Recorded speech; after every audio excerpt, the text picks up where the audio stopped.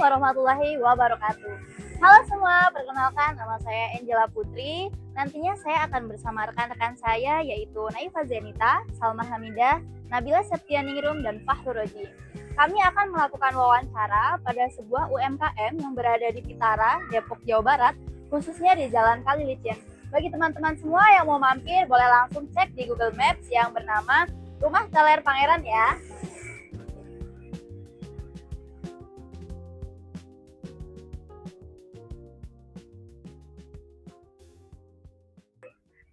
Selamat sore Pak. Sore.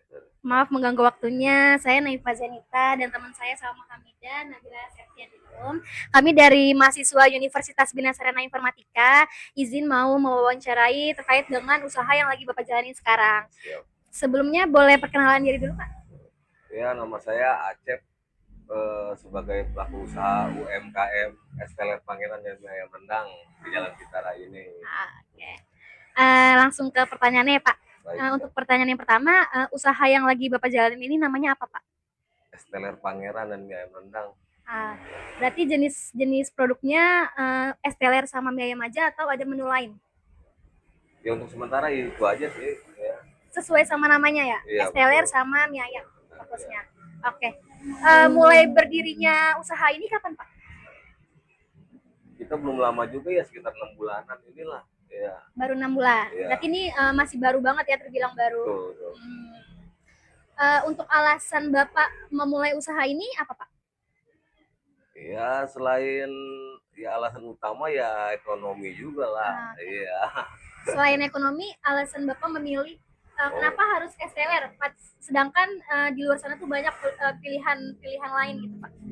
Ya selain anak muda kita kan, kalau kaum sekarang kan seneng sesuatu yang FOMO gitu, kemudian lagi viral juga kan, ya akhirnya kita ikutan lah gitu. Targetnya siapa Pak? Target usahanya? Ya terutama itu tadi, ya ada orang pegang dana ini. Tapi bisa dibilang semua kalangan ya Pak bisa coba. Yo ya tentulah, sekarang kan memang udah terkenal sejak zaman dulu, mungkin sejak kakek ente juga tahu juga. Untuk modal awalnya Bapak berapa membangun usaha ini? Ya kurang lebih kalau berikut sewa tempat mah ya 50 habis. Sama sewa tempat? Yang terberat itu mungkin usaha zaman sekarang itu sewa tempat. Begitu. Lanjut ya Pak. Ya, siap. Kalau untuk bahan baku dari es teler sendiri itu apa aja? Bahan baku dasar ya, karena berhubung es sih jelas paling utama es. Dua es teler itu kan identik 3 macam buah. Alpukat, nangka, dan kelapa. Lain-lainnya ya jelly-jelly gitu aja. Dan selebihnya yang membedakan es teler zaman dulu dan sekarang itu creamy. Kalau yang kita kenal dulu es teler itu kan hanya gula dan susu aja. Kalau sekarang kita itu pakai creamer. Jadi lebih berkembang ya? Iya, untuk perkembangan. Terus kalau strategi pemasarannya gimana? Cara promosiin usaha ini tuh lewat apa gitu? Ya untuk sekarang sih kita lagi sedang menggerakkan ini, ya manfaatkan medsos lah, teknologi sekarang. Lewat media sosial ya? Iya. Kalau boleh tahu pendapatan per bulannya berapa? Kalau pendapatan per bulan sih namanya usaha nggak tentu, tapi kalau kisaran rata-rata sih ya pas sebenarnya 9 juta sampai 10 juta itu. Oh itu per bulan apa setiap hari? Per bulan lah, ya itu minimum ininya pendapatannya. Terus kalau cara untuk mengelola keuangannya gimana tuh? Untuk kayak biar bisa untuk modal-modal selanjutnya lagi gitu. Bagaimana? Terus kayak Ji, ini. Mana? Cara mengelola keuangannya gimana? Misalkan kayak Bapak misalkan kayak cara mengelola keuangannya tuh dari penghasilan Bapak yang per bulan ini, gimana cara Bapak untuk muter-muter lagi Pak untuk biaya besok lagi produksi lagi, bayar bahan-bahan lain kayak listrik, mungkin plastik dan lain-lain gitu Pak. Gimana cara Bapak ngelolanya? Ada perhitungannya kan? Sama keuntungan. Ya tentu saja itu mau standar manajemen orang usaha lah. Mungkin kita kan nggak secara disiplin ilmu nggak pernah belajar, tapi kan secara pengalaman kita udah terbiasa dengan itu gitu maksudnya. Udah nggak perlu. Terus kalau untuk cara mengelola keuangannya gimana tuh Kang? Ya seperti layaknya orang pengusaha lainnya lah. Kita ya namanya pelaku UMKM gini ya manajemen ya standar aja, nggak harus yang ini, tapi ya nggak perlu disiplin ilmu yang pelajarin ya, kita belajar dari pengalaman aja gitu aja ya. Kalau selama buka usaha ini tantangan terbesar yang dihadapi selama jalanin usaha ini apa?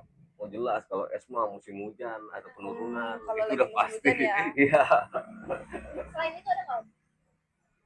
Selain Kayak musim apa hujan, di sini ya, tuh selain kayak susah apanya gitu cara tarik pelanggannya gitu. Kemungkinan kalau kendala itu sih standar lah, nggak ada. Paling musim-musiman aja ya kayak Iya, cuman kalau untuk saat ini karena bahan plastik itu yang agak lagi naik ya. mahal, karena ya tahu kondisi global seperti apa, jadi ngurangin margin kita juga gitu. Oke, kalau dari masalah-masalah yang udah dihadapi tadi Om, itu cara Om mengatasinya itu gimana? Kayak tadi kan ada masalah katanya musim hujan pasti es gitu. Iya. Nah, cara mengatasinya mungkin Om lebih menjual lebih banyak di makanannya atau bagaimana gitu. Ya strategi untuk menghadapi itu ya kita ya intinya gini, kita kan bisa prediksi musim apa sekiranya nanti hujan atau besok hujan, ya kita nggak terlalu berproduksi banyak gitu aja ya, karena kan apalagi ya kemungkinan kalau seperti jelly creamer sih masih tahan, tapi kalau buah kadang-kadang suka ada yang ini juga, makanya kita nggak bisa ini, walaupun di freezer kan hasilnya juga nggak. Jadi mungkin untuk mengatasinya bisa dikurangi dengan bahan bakunya gitu ya. Jadi kayak perharinya yang tadinya sekian, tapi karena masalah tersebut jadi dikurangi. Iya betul sekali gitu. Oke, selanjutnya rencana pengembangan tentang usaha Om ini gimana sih? Misalnya kayak nambah menu atau gimana? Ya terutama itu, kedua nih ningkatin kualitas produk juga lah, dan pelayanan itu yang utama kan gitu. Dan satu lagi kan kita memang sekarang ini masih offline ya, rencana setelah kita matang kita pengen online lah, itu yang kita utamakan. Berarti nantinya bakal menggunakan teknologi juga ya Om? Wah sekarang emang harus itu. Iya.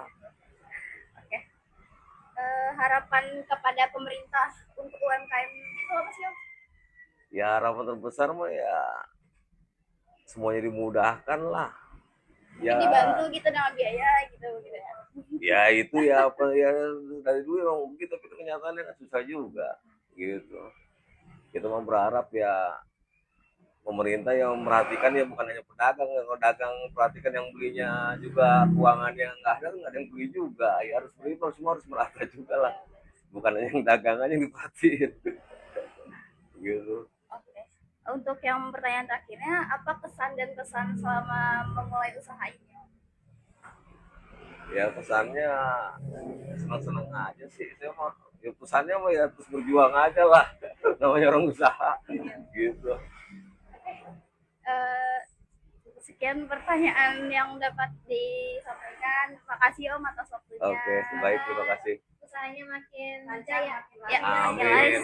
Jangan lupa untuk beli datang ke sini ya, guys. Jangan lupa datang ke sini di Esteller Pangeran. Iya. Terima kasih.